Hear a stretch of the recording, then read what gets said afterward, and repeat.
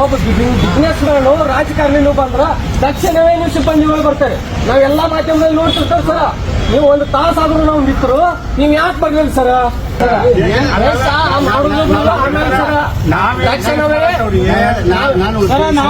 ರೈತ ಚಳವಳಿಗೆ, ರೈತ ಹೋರಾಟಕ್ಕೆ.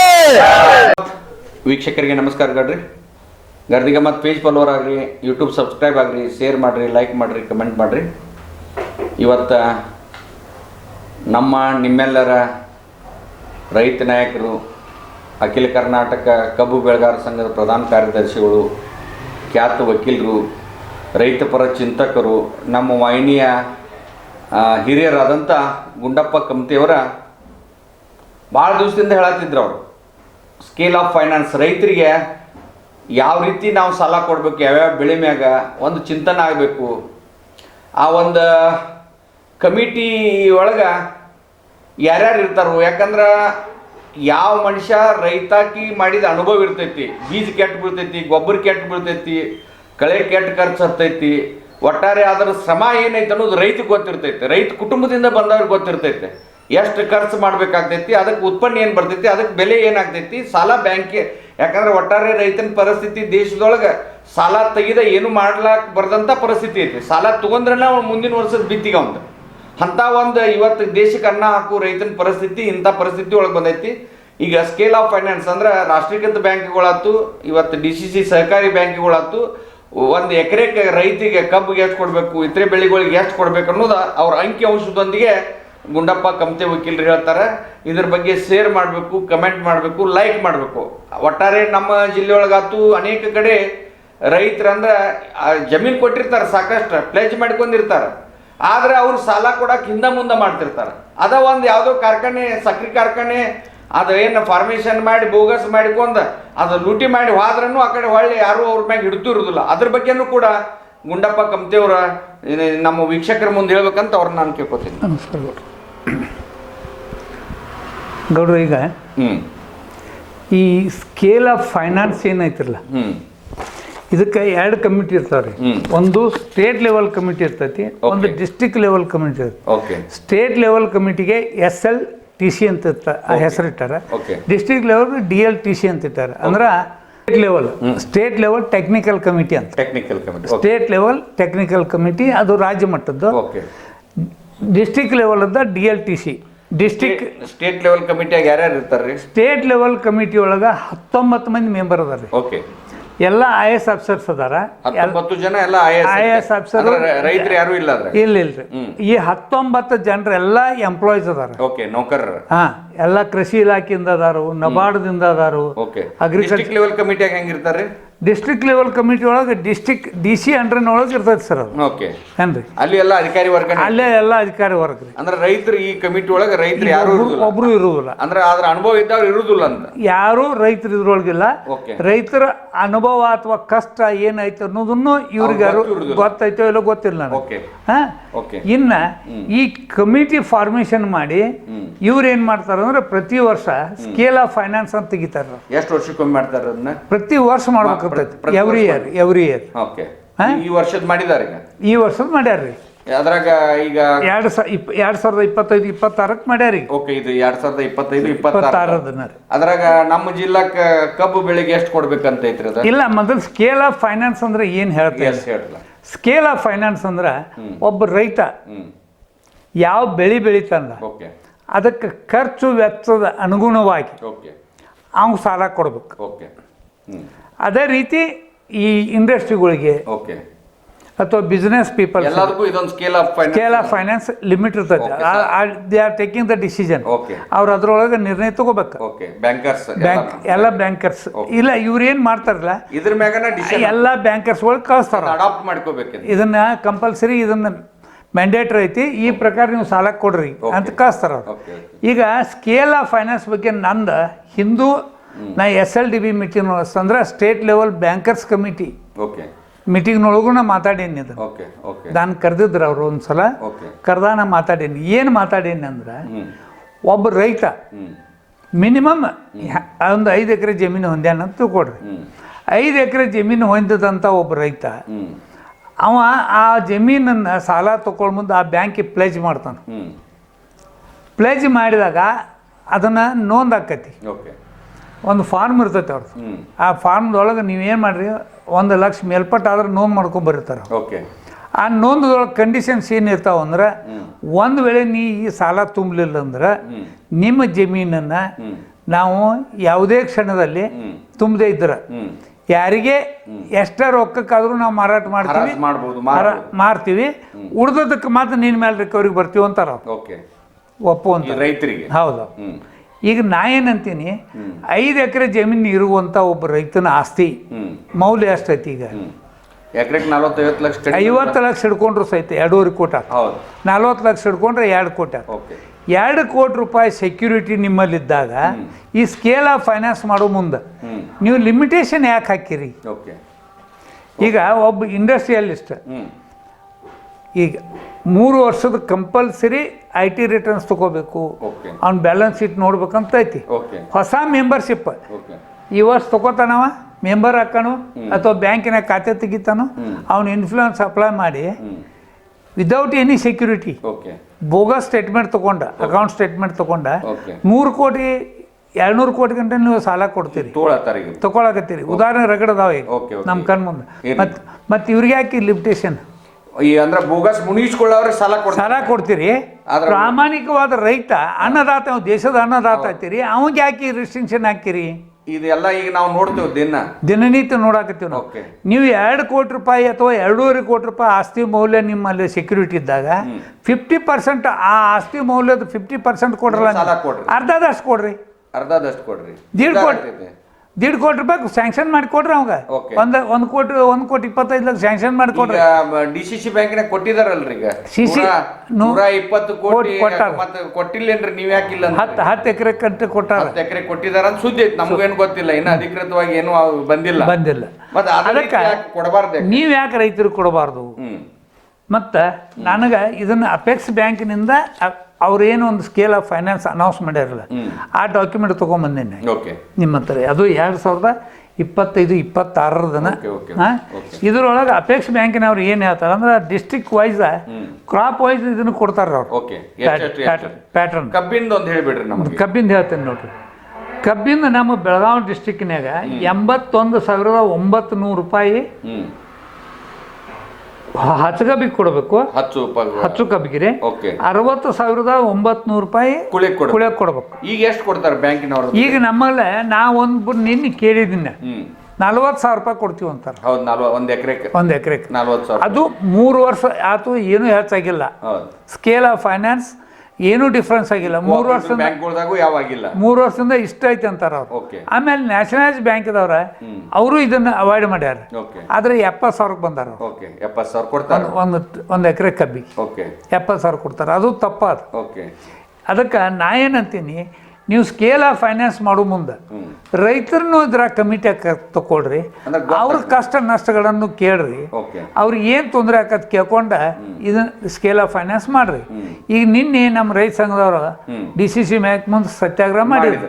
ಅವ್ರು ಒಂದು 8 ದಿವಸ ಟೈಮ್ ಕೊಟ್ಟಾರ. ಅವ್ರು 8 ದಿನದಾಗ ನೀವು ಎಕರೆಗೆ 1 ಲಕ್ಷ ಕೊಡ್ಲಿಲ್ಲ ಅಂದ್ರೆ ನಾವು ಧರಣಿ ಸತ್ಯಾಗ್ರಹ ಹುಡ್ತೀವಿ ಅಂದಾರ ಅವ್ರು. ಅದು ಕರೆಕ್ಟ್ ಐತಿ. ಆದ್ರೆ ನಾ ಏನಂತ, ಒಬ್ಬ ಕಬ್ಬು ಬೆಳೆಗಾರ ಪ್ರತಿನಿಧಿಯಾಗಿ ನಾ ಏನಂತಾನಂದ್ರೆ, ಈ ಸ್ಕೇಲ್ ಆಫ್ ಫೈನಾನ್ಸ್ ಮೆಥಡ್ ಏನೈತಿಲ್ಲ, ಇದ ಕಾನೂನು ಬಾಹಿರ ಐತಿ. ಇದು ತಪ್ಪೈತಿ, ಪೂರ್ತಿ ತಪ್ಪೈತಿ. ಅದಕ್ಕೆ ಇದ್ರೊಳಗೆ ಕಮಿಟಿ ಅವ್ರು ತಗೊಳ್ರಿ. ಈ ಸ್ಕೇಲ್ ಆಫ್ ಫೈನಾನ್ಸ್ ಮಾಡೋ ಮುಂದೆ ರೈತನ ಆಸ್ತಿ ಮೌಲ್ಯನ ಆಧಾರ ಇಟ್ಕೊಂಡ ಅರ್ಧದಷ್ಟು ಕೊಡ್ರಿ. ಅದಕ್ಕೆ ಕಂಡೀಷನ್ ಹಾಕ್ರಿ, 1 ವರ್ಷದೊಳಗೆ ನೀ ಎಷ್ಟು ಬೆಳಿಪ, ನೀ ಬೇಕಾದಷ್ಟು ಯುಟಿಲೈಸ್ ಮಾಡ್ಕೊಂಡು ಬೆಳಿ. ಅದು ಏನು ನಿನ್ನ ಬೆಳೆ ಬರ್ತದಲ್ಲ, ನೀ ಮಾರ. ಇಲ್ದಿದ್ರೆ ಆ ಮೌಲ್ಯದ ವಸ್ತು ನೀ ಈಗ ಗೊಂಜಾಳ, ಫಾರ್ ಎಕ್ಸಾಂಪಲ್ ಗೊಂಜಾಳ ಮಾಡಿ, ಆ ರೇಟ್ ಕಡಿಮೆ ಇರ್ತೈತಿ. ರೇಟ್ ಕಡಿಮೆ ಇದ್ದಾಗ ಅದನ್ನು ಗೋಡೌನ್ ಮಾಡುವ, ಅದ್ರ ರಿಸಿಪ್ಟ್ ತಂದುಕೊಂಡು ನಮಗೆ ಆ ಮೌಲ್ಯದ ಆಸ್ತಿ ಅಲ್ಲಿ ಐತೆ ಅಂತ ನಾವು ತಿಳ್ಕೊತೀವಿ. ಈಗ ಶುಗರ್ ಕೇಂದ್ರ ಹೆಂಗೆ ಮಾಡ್ತಾರಲ್ಲ, ಶುಗರ್ ಫ್ಯಾಕ್ಟ್ರಿ ಮಾಡ್ತಾರಲ್ಲ, ಈಗ ಫ್ಯಾಕ್ಟ್ರಿ ಏನು ಮಾಡ್ತಾರೆ ಅಂದ್ರೆ, ರೇಟ್ ಡೌನ್ ಇತ್ತಂದ್ರೆ ಅವ್ರಿಗೆ ಬೇಕಾದಷ್ಟು ಸಾಲ ಕೊಡ್ತಾರೆ ಇವರು, ಅದನ್ನ ಗೋಡೌನ್ ಮಾಡ್ತಾರೆ. ರೇಟ್ ಹೆಚ್ಚಾದಾಗ ಅದನ್ನ ರಿಲೀಸ್ ಮಾಡ್ತಾರೆ. ನಮ್ಮ ರೈತರಿಗೆ ಗೋಡೌನ್ ಕೊಡೋರು ಯಾರು? ಕಟ್ಟಿಸ್ಕೊಡೋರು ಅಲ್ರಿ, APMC ಮಾಡ್ಬೇಕು ಅದನ್ನ. ಆಮೇಲೆ ಫುಡ್ ಕಾರ್ಪೊರೇಷನ್ದವ್ರು ಮಾಡ್ಬೇಕು, Okay, okay. ಮುಂದೆ ನಮ್ಮ ಅಗ್ರಿಕಲ್ಚರ್ ಡಿಪಾರ್ಟ್ಮೆಂಟ್ನವ್ರು ಮಾಡ್ಬೇಕು. ಓಕೆ ಅದ ಆಸಕ್ತಿ ಬೇಕಲ್ರಿ ಅದು ಮಾಡ್ಬೇಕಲ್ರಿ, ಮಾಡ್ಲಿಲ್ಲ ಅಂದ್ರೆ ರೈತ ಹಾಳಾಗಿ ಹೋಗಾನು. ಇಲ್ಲ ಅವ್ರಿಗೆ ಈಗ ಮೊನ್ನೆ ಒಬ್ಬರು ಹೇಳಿದ್ರು ನಾನು ಅಗದಿ ಚಲೋ ಒಬ್ಬ ಟೆಕ್ನಿಷಿಯನ್, ನಾವು ಶುಗರ್ ಕೇನ್ ಟೆಕ್ನಿಷಿಯನ್. ಏನು ಹೇಳಿದಂದ್ರೆ ಈಗ ಒಂದು 4 ವರ್ಷದಿಂದ ಶುಗರ್ ಕೇನ್ ಕ್ರಷಿಂಗ್ ಎಷ್ಟು ದಿವಸ ಹಾಕಿತ್ತು ಅಂದ್ರೆ ಒಂದು ವರ್ಷಕ್ಕೆ 210 ದಿವಸ ಹಾಕಿತ್ತು. ಈಗ 2 ವರ್ಷ ಆಗೋದು 160 ದಿವ್ಸಕ್ಕೆ ಬಂತು, ಈಗ 130ಕ್ಕೆ ಬಂದೈತಿ. ಇನ್ನು 10 ವರ್ಷ ಹೋಗ್ಬಿಡ್ದ 0 ಆಕತ್ತೈತಿ ಕ್ರಷಿಂಗ್. ಮುಂದೆ ಇವ್ರು ಏನು ಮಾಡೋರು ಅಂದ್ರೆ ಕಬ್ಬು ಅಂದ್ರೆ ರೈತರು ಬೆಳೆ ಕಡೆ ಹೌದ್ರಿ, ಏನೂ ಇಲ್ಲ. ಯಾಕಿಲ್ಲ ಅಂದ್ರೆ ಬೆಳೆಯೋ ಖರ್ಚು ದೊಡ್ಡದಾಗೈತಿ, ಬೆಳೆಸಂಗ ಆಗತ್ತೈತಿ. ಇವ್ರ ಎಲ್ಲಿಂದ ಚಾಲು ಅಂದ್ರೆ ಕಬ್ಬು ಕಟಾವು ಹಿಡ್ಕೊಂಡ ನಮ್ಮ ತೂಕದ ತನಕನು ಇವ್ರ ಕತ್ರಿನ ಇವ್ರು ಅಂದಾಗ ರೈತ ಎಲ್ಲಿ ಉದ್ಧಾರ ಹಾಕನು. ಆಮೇಲೆ ಇವ್ರು ಏನಂತಾರ ಅಂದ್ರೆ ರೈತ ಸಾಲ ತಗೊಂಡ ಕಬ್ಬು ಮುಣಗಸಾಕತ್ತಾನ. ಅಲ್ಲ ನೀವೇನು ಮಾಡಾಕತ್ತೀರಿ, ಎಷ್ಟು ಮುಣಗಿಸ್ಯವ್ರ ಬ್ಯಾಂಕ್ ಸಾವಿರಾರು ಕೋಟಿ. ಈಗ ಮೋದಿ ಅವ್ರದ್ದು ಹೇಳ್ತಾರೆ, ಈಗ ಯಾವ ಅದಾನಿ ಅಂಬಾನಿ ಅದು ಏನ್ರಿ ಲಕ್ಷ ಕೋಟಿ ಗಂಟ್ಲೆ ಸಾಲ ಮನ್ನಾ ಮಾಡ್ಯಾರ. ಮಾಡಿದ್ದಾರೆ ಸಾಕಷ್ಟು ರೈತರಿಗೆ ಮಾಡ್ಬೇಕು. ಸಹಕಾರಿ ಬ್ಯಾಂಕ್ಗಳಾತು, ನ್ಯಾಷನಲ್ ಬ್ಯಾಂಕ್ ಆ ಕಡೆ ಲಕ್ಷ ಯಾವಾಗ ಕೊಡೋರು. ಮತ್ತೆ ನಿಮ್ಮ ಹೋರಾಟಗಾರ ಏನ್ ಮಾಡತ್ತಾರೆ ನೀವು ರೈತ ಹೋರಾಟ? ಅಲ್ಲ, ನಮ್ಮ ಹೋರಾಟಗಾರರ ಕೂಗಿ ಎಲ್ಲಿ ಕೇಳುದಿಲ್ರಿ ಗೌಡ್ರ. ಯಾಕೆ ಕೇಳುದಿಲ್ಲ ಅಂದ್ರೆ ನಿನ್ನೆ ನಮ್ಮ ರೈತರು ಬಂದು ಹೋರಾಟ ಮಾಡಕತ್ತಿದ್ರು. ಈ ಹೋರಾಟಗಾರರ ಕೂಗಿ ಯಾರಿಗೂ ಕೇಳಿಲ್ಲ.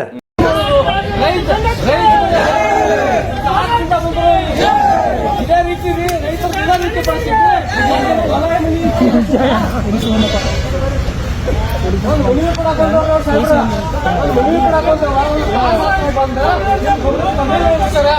ಒಬ್ಬ ಬಿಸ್ನೆಸ್ಗಳು ರಾಜಕಾರಣಿನೂ ಬಂದ್ರ ತಕ್ಷಣವೇ ನೀವು ಸಿಬ್ಬಂದಿಗಳು ಬರ್ತಾರೆ. ನಾವೆಲ್ಲಾ ಮಾಧ್ಯಮದಲ್ಲಿ ನೋಡ್ತಿರ್ತಾರೆ ಸರ. ನೀವು ಒಂದು ತಾಸಾದ್ರೂ ನಾವು ನಿಂತರು, ನೀವು ಯಾಕೆ ಬರ್ಲಿಲ್ಲ ಸರ? ನಾವು ಮನವಿ ಕೊಡಕ್ ಬಂದವ್ ನಿಮಗೆ. ನಿಮ್ಮ ಸಿಬ್ಬಂದಿ ಇಲ್ಲೆಲ್ಲ CC ಕ್ಯಾಮ್ರಾ ಅದಾವ ನಿಮ್ಮಲ್ಲಿ, ನಿಮ್ಮ ಸಿಬ್ಬಂದಿಗಳು ಇಷ್ಟ ಅದಾವ. ನಾವು ಬ್ಯಾಂಕ್ ಮುಂದೆ ಹೋದ್ರಾದ ನೀವು ಯಾಕೆ ಬಂದಿಲ್ಲ ಅನ್ನೋದು ಒಂದು ಉತ್ತರ ಹೇಳ್ರಿ ಸರ. ಆಮೇಲೆ ಮುಂದೆ ಮಾತಾಡೋಣ, ಮನವಿ ಕೊಡೋದು.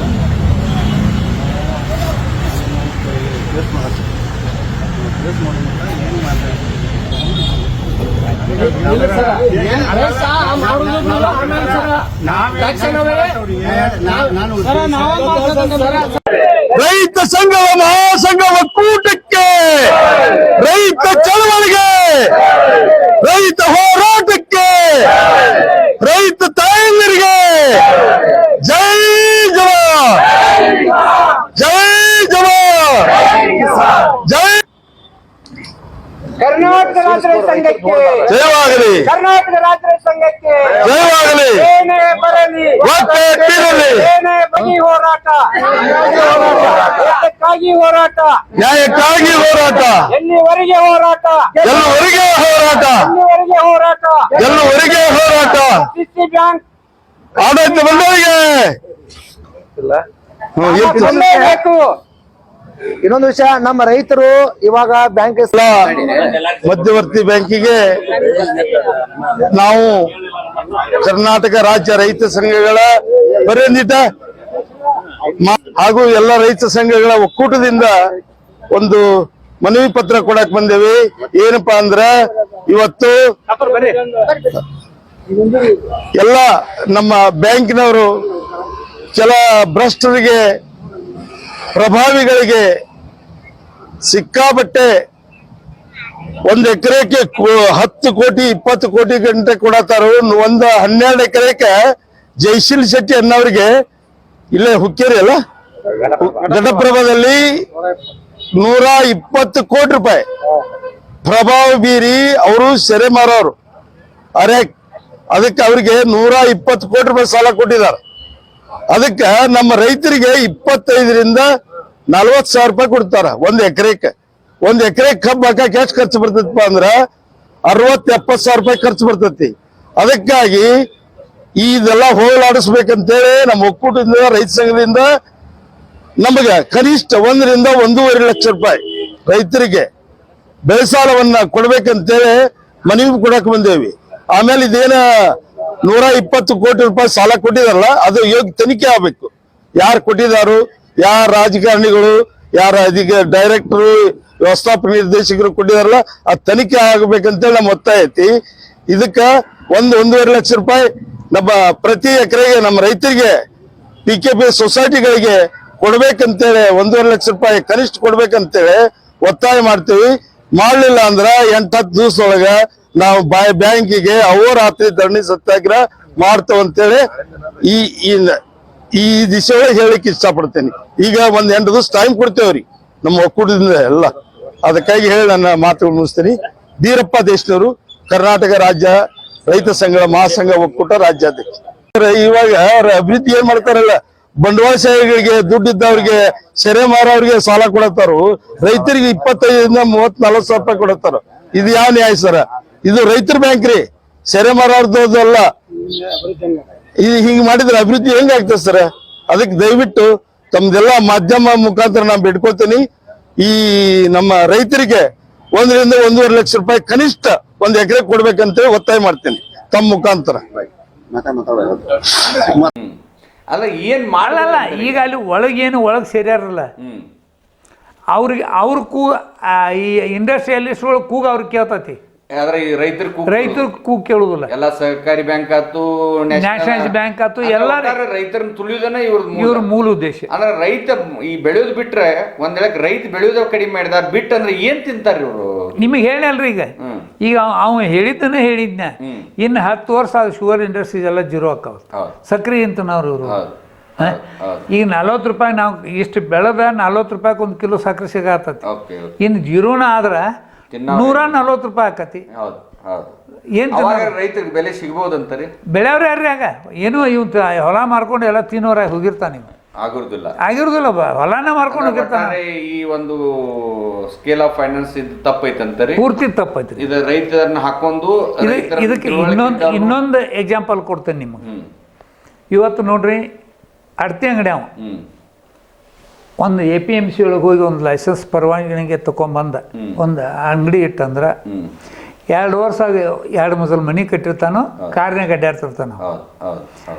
ಈ ನಾವು ಕಬ್ಬು ಗೊಂಜಾಳ ಬೆಳೆಯುವಂಥದ್ದು ಅಥವಾ ಅಡತಿ ಅಂಗಡಿಗೆ ಹಚ್ಚುವಂಥ ಧಾನ್ಯ ಬೆಳೆಯುವಂಥ ರೈತ ಸಾಯೋ ತನಕ ಮುರುಗ್ ಸಾಕಲ್ಲಿ ಸಿಕ್ಕಿಲ್ಲ ಅವಾಗ. ಅದನ್ನು ಚೇಂಜ್ ಮಾಡೋಕ್ಕೆ ಸಾಧ್ಯ ಇಲ್ಲ. ಇದಕ್ಕೆ ಕಾರಣ ಏನು? ಅವ ಏನು ಮಾಡ್ತಾನಂದ್ರೆ, ಈ ಗೊಂಜಾಳ ಸೀಸನ್ ಸ್ಟಾರ್ಟ್ ಆಯ್ತು, ಬೋವಾ ಸ್ಟೇಟ್ಮೆಂಟ್ ಕೊಟ್ಟಿರ್ತಾನೆ ಅಲ್ಲಿ ಬ್ಯಾಂಕಿಗೆ ತುಂಬಕ್ಕೆ. ಅಂದ್ರೆ ಅವ್ರು CC ಲಿಮಿಟ್ ಕೊಡ್ತಾರ. 10 ಲಕ್ಷ, 15 ಲಕ್ಷ, 20 ಲಕ್ಷ, 50 ಲಕ್ಷ ಹಿಂಗೆ CC ಲಿಮಿಟ್ ಕೊಡ್ತಾರ. ಅವ ಏನು ಮಾಡ್ತಾರಂದ್ರೆ ಅದನ್ನು ಯುಟಿಲೈಸ್ ಮಾಡ್ಕೊಂಡ ಈ ರೈತನ ಮಾಲ್ ಬಂದಾಗ, ಈಗ ರೈತನ ಮಾಲ್ ಇಲ್ದಾಗ 3,000 ರೂಪಾಯಿ ಕಿಮ್ಮತ್ತು ಕ್ವಿಂಟಲ್ ಗೊಂಜಾಳ ಇತ್ತಂದ್ರೆ 2,000 ರೂಪಾಯಿ ಮಾಡ್ತಾನೆ. ಮಾಲ್ ಬಂದಾಗ 2,000. ಅವ್ಗೆ ಅರ್ಸಿನ ಇಲ್ಲಲ್ಲ, ರೊಕ್ಕ ಅಂತೂ ಐತಿ, CC ಲಿಮಿಟ್ ಐತಿ, ತಗೊಂಡು ಇಟ್ಕೋತಾನ, ಸ್ಟಾಕ್ ಮಾಡ್ತಾನ, ಮಾರ್ಕೆಟ್ನಾಗ 3,000 ಬಂದಾಗ ಅದನ್ನ ರಿಲೀಸ್ ಮಾಡ್ತಾನ. ನೀವು ಇವ್ರಿಗೆ ಯಾಕೆ ಕೊಡೋದಿಲ್ಲ ಇದನ್ನು? CC ಲೋನ್ ಯಾಕೆ ಕೊಡೋದಿಲ್ಲ? CC ಲಿಮಿಟ್ ಯಾಕೆ ಕೊಡೋದಿಲ್ಲ? ಇದ್ರ ಬಗ್ಗೆ ನಮ್ಮ ರಾಜಕಾರಣಿಗಳು ಅದು ಏನ್ ಮಾಡತ್ತಾರೆ? ಅವರೆಲ್ಲ ಕಣ್ಣು ಮುಚ್ಕೊಂಡಾರ್ರಿ, ಪೂರ್ತಿ ಕಣ್ಣು ಮುಚ್ಕೊಂಡಾರ. CC ಲಿಮಿಟ್ ಮಾಡ್ಬೇಕಲ್ಲ, ಅದನ್ನ CC ಲಿಮಿಟ್ ರೈತರಿಗೂ ಕೊಡ್ಬೇಕು. ಯಾಕಂದ್ರೆ ಈ ದೇಶಕ್ಕೆ ಅನ್ನ ಹಾಕವ ಅವನ ಒಂದು ಸಮಾಧಾನ ಮಾಡಿದಾಗ ದೇಶ ಸಮಾಧಾನ ಇರ್ತೈತಿ. ಅವನ ಮ್ಯಾಗ ಇವ್ರೆಲ್ಲ ಜಿಗದಾಡೋರು ಅಲ್ಲೇ ತುಳುದ ಏನ್ರಿ. ಅದಕ್ಕೆ ಈ ಸ್ಕೇಲ್ ಆಫ್ ಫೈನಾನ್ಸ್ ಪದ್ಧತಿ ಏನೈತಿ, ಇದು ಕಂಪ್ಲೀಟ್ಲಿ ಚೇಂಜ್ ಆಗ್ಬೇಕು, ಬದಲಾಗಬೇಕು. ರೈತ ಪ್ರತಿನಿಧಿಗಳು ಇರಬೇಕು, ಆ ಕಮಿಟಿ ಒಳಗೆ ರೈತ ಪ್ರತಿನಿಧಿಗಳು ಇರಬೇಕು. ವ್ಯಾಲ್ಯೂಯೇಷನ್ 50% ಬ್ಯಾಂಕ್ ಕೊಟ್ಟಾಗ ರೈತ ಉದ್ದಾರ ಹಾಕೋಣ. ಈಗ ಯಾಕಂದ್ರೆ ನಾ ಏನ್ ಹೇಳ್ತೇನ್ರಿ ಗೌಡ್ರ, ಈಗ 70,000 ರೂಪಾಯಿ ನಾವು ಕಬ್ಬಿ ಕೊಡ್ತಾನೆ, ಆ 70,000 ತಗೊಳ್ಬಿಡುದ ರೈತ ಒಂದು 30,000 ಹಾಳು ಮಾಡಿರ್ತಾನೆ. ಯಾಕಂದ್ರೆ ಇವರು ಒಮ್ಮೆ ಕೇಳೋದಿಲ್ಲ, 20 ಸಲ ಎಡ್ತಾಕ್ತಾರ ಅವನು ಈ ಸಾಲ ಕೊಡಕ್ಕೆ. ಆದ್ರೆ ಒಬ್ಬ ಇಂಡಸ್ಟ್ರಿಯಲಿಸ್ಟ್ ಅಲ್ಲಿ ಹೋದಂದ್ರೆ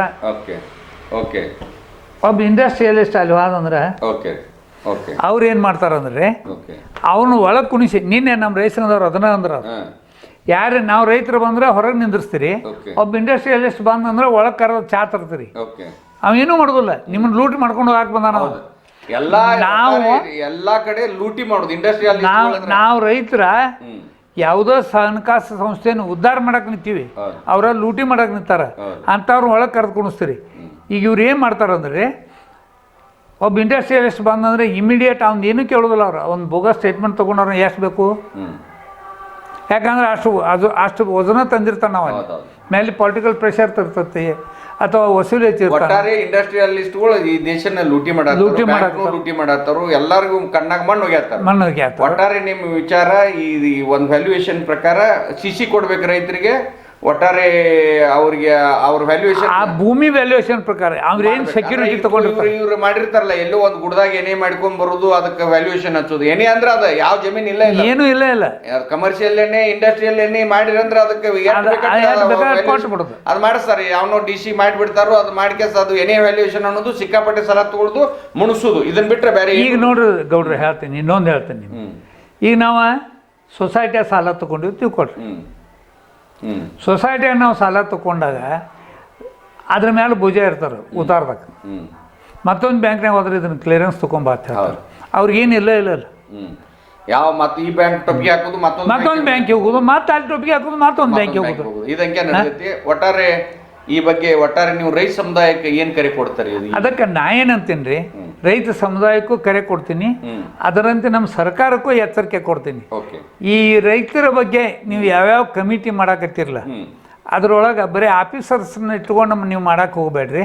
ಯಾಕಂದ್ರೆ ಅವ್ರು AC ಚೇಂಬರ್ದಾಗ ಕೊಡ್ತಾರ, ಅವ್ರು ನೀರು ಹಾಸಿದ್ದು ಗೊತ್ತಿಲ್ಲ, ನೀರು ಹಾಸೋದು ಗೊತ್ತಿಲ್ಲ, ಕಳೆ ತೆಗೆಯೋದು ಗೊತ್ತಿಲ್ಲ, ಗೊಬ್ಬರ ಗೊತ್ತೋದು ಗೊತ್ತಿಲ್ಲ, ಕಬ್ಬು ತುಳಿದು ಗೊತ್ತಿಲ್ಲ, ರಾಶಿ ಮಾಡೋದು ಗೊತ್ತಿಲ್ಲ ಏನ್ರಿ. ಅದಕ್ಕೆ ಇದ್ರೊಳಗೆ ರೈತರ ಕಮಿಟಿ ಮಾಡ್ಕೋರಿ.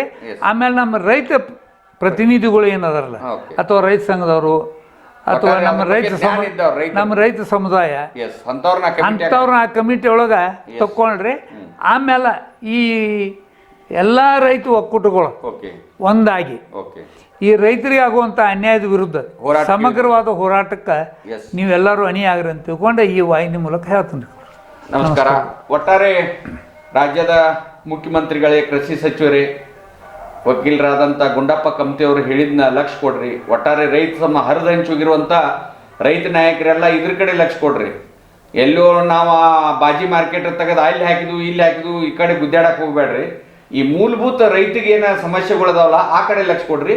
ಒಟ್ಟಾರೆ ಈ ಸಹಕಾರಿ ಬ್ಯಾಂಕ್ದವರು, ರಾಷ್ಟ್ರೀಕೃತ ಬ್ಯಾಂಕ್ದವರು ರೈತಿಗೆ ಹೆಚ್ಚಿನ ಆ ಭೂಮಿಯ ತಕ್ಕ ವ್ಯಾಲ್ಯೂಯೇಷನ್ ಕೊಡಬೇಕಂತ ಗರ್ದಿ ಗಮ್ಮತ್ ಮೂಲಕ ನಿಮ್ಗೆ ಆಗ್ರಹ ಮಾಡ್ತೇನೆ. ನಮಸ್ಕಾರ.